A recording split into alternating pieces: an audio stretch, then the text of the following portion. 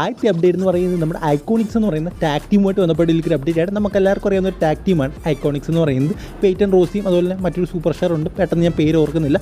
എന്തായാലും അവർ രണ്ടുപേരും triple H വന്ന സമയത്ത് വിളിച്ചായിരുന്നു തിരിച്ചു വരാൻ വേണ്ടി. നമുക്കറിയാം മ്യൂണിസ് ബിഗ് ബാനുള്ള റിലീസ് ചെയ്തതാണ്, പക്ഷേ ട്രിപ്പിൾ എച്ച് വന്നപ്പോൾ വീണ്ടും വരാൻ വിളിച്ചതാണ്. പക്ഷേ അവർ പറഞ്ഞു താങ്കൾ ഇപ്പോഴേ വരുന്നില്ല, ഇത് ഇപ്പോൾ അങ്ങോട്ട് റിലീസ് ചെയ്തു, പിന്നെയുള്ള റിട്ടേൺ എന്ന് പറയുന്നത് ശരിയാകില്ല എന്ന് അവർ തന്നെ പറഞ്ഞ് അവർ വേണ്ടാന്ന് വെച്ചാണ് കുറച്ച് കഴിഞ്ഞ് വരാമെന്നാണ് അവർ പറഞ്ഞത്. എന്നാലും പെയ്റ്റൻ റോസിയോട് ഒരു ഇൻ്റർവ്യൂവിൽ ചോദിച്ചു അതായത് WWE വീണ്ടും റിട്ടേൺ ചെയ്യാൻ താല്പര്യമുണ്ടെന്ന്. അപ്പോൾ അവർ പറഞ്ഞു ഞാൻ എപ്പോൾ വേണമെങ്കിലും റെഡിയാണെന്ന്. എന്തായാലും നേരത്തെ പറഞ്ഞ പോലല്ല, ഇപ്പോൾ അവർ റിട്ടേൺ ചെയ്യാൻ റെഡിയാണെന്ന് പറഞ്ഞിട്ടുണ്ട്.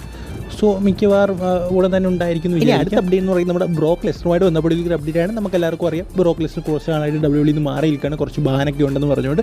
എന്തായാലും അങ്ങനെയൊന്നും ഇല്ലെന്ന് ട്രിപ്പിൾ എച്ച് നേരത്തെ പറഞ്ഞിരുന്നു, അതിന് എപ്പോൾ വേണമെങ്കിലും WWEക്ക് റിട്ടേൺ ചെയ്യാമെന്ന് പറഞ്ഞിട്ടുണ്ട്. എന്തായാലും ബ്രോക്ക് ലെസ്നർ റിട്ടേൺ ആയിട്ട് ഇപ്പോൾ റൂമർന്ന് നിൽക്കുന്നത് സമ്മർ സ്ലാം 2024 സോ മിക്കവാറും സമ്മർ സ്ലാം 2024 ചിലപ്പോൾ നമുക്ക് ബ്രോക്ക് ലെസ്നർ റിട്ടേൺ കാണാൻ സാധിച്ചെന്ന് വരാം. നമുക്കറിയാം ബ്രോക്ക് ലെസ്നർ എന്ന് പറയുന്നത് എത്രത്തോളം വേണ്ടപ്പെട്ട ഒരു സൂപ്പർ സ്റ്റാറാണ്. ഇപ്പോൾ നമുക്കറിയാം കുറേയധികം മികച്ച സൂപ്പർ സ്റ്റാർ WWE നിന്ന് മാറിയിരിക്കുകയാണ്. സോ ഈ ഒരു സമയത്താണ് ബ്രോക്ക് ലെസ്നറിൻ്റെയൊക്കെ ആവശ്യം എന്ന് പറയുന്നത്. സോ ബ്രോക്ക് ലെസ്നർ റിട്ടേൺ നമ്മളെല്ലാവരും കാത്തിരിക്കും, എന്തായാലും ഉടനെ തന്നെ ഉണ്ടാകുമെന്ന് പ്രതീക്ഷിക്കും. അടുത്ത അപ്ഡേറ്റ് എന്ന് പറയുന്നത് റിക്കീഷി പറഞ്ഞൊരു കാര്യമാണ്. എന്തായാലും റിക്കീഷി പറയുകയുണ്ട് അതിന് WWEക്ക് റിട്ടേൺ ചെയ്യണമെന്നുണ്ട്, ബ്ലഡ് ലൈനിൻ്റെ ആ ഒരു സ്റ്റോറിയിൽ ഭാഗമാകണമെന്നുണ്ടെന്ന് അദ്ദേഹം പറഞ്ഞിട്ടുണ്ട്. എടുത്ത് പറയേണ്ട ഒരു കാര്യം എന്ന് പറയുന്നത് ഉറപ്പായിട്ടും അദ്ദേഹത്തെ ഇൻവോൾവ് ചെയ്തിരിക്കണം ആ ഒരു സ്റ്റോറി ലൈനിൽ.